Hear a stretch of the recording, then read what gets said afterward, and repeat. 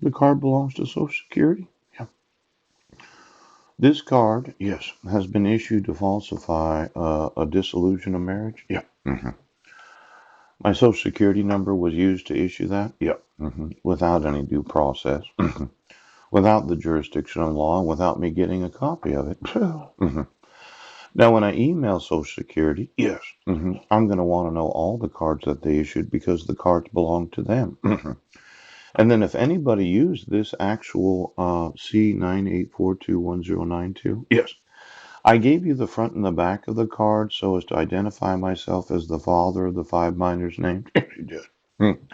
Emailed it to you for years. Right. And your thought was, well, we're just going to cover all this up. Yeah. Misprison all this felony. Now, for JP Morgan Chase and their Quest system, I know a lot of these welfare recipients, they keep saying, well, I lost my card, I lost my card. Yes. But I do remember how the debit card system does work because I did work in a bank. Yes. Yes.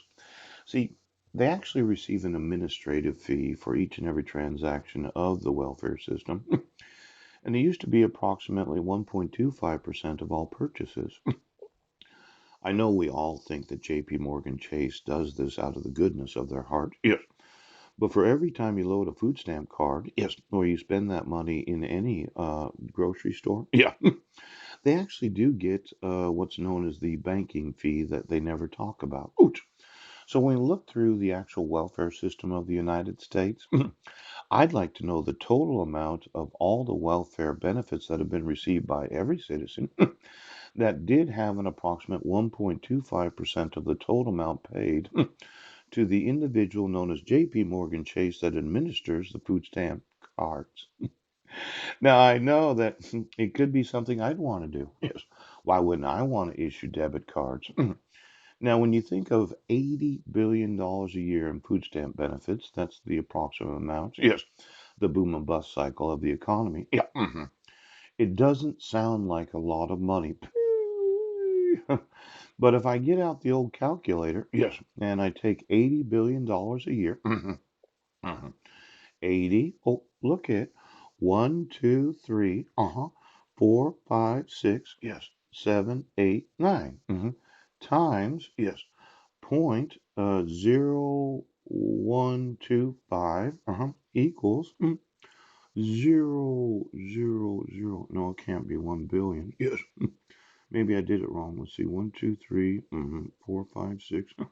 That would be $1 billion a year for $80 billion. 10% would be 8 billion. 10% would be 8 billion. Yes, it would.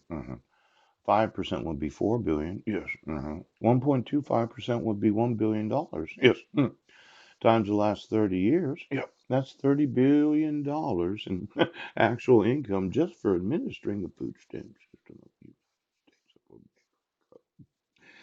Now, when you look at the competitive bidding for the administration, yes, of each and every one of the food stamp cards throughout this nation, yes, and then there's the actual cash value of the individuals that receive that cash. There's a possibility that I'm missing out on $30 billion. Yes. Now, anytime I have the availability of competing for some sort of computer, yes, yes, he does. Where you said, well, we're running out of food stamps, we don't have any more money. I'm sure that JP Morgan Chase never considers the actual profitability of having to have a computer that calculates each and every purchase of all of those on food stamps. But I could buy myself a computer, yes, and I don't think it'd cost $1 billion. In fact, I could probably spend $100,000 on a supercomputer right now.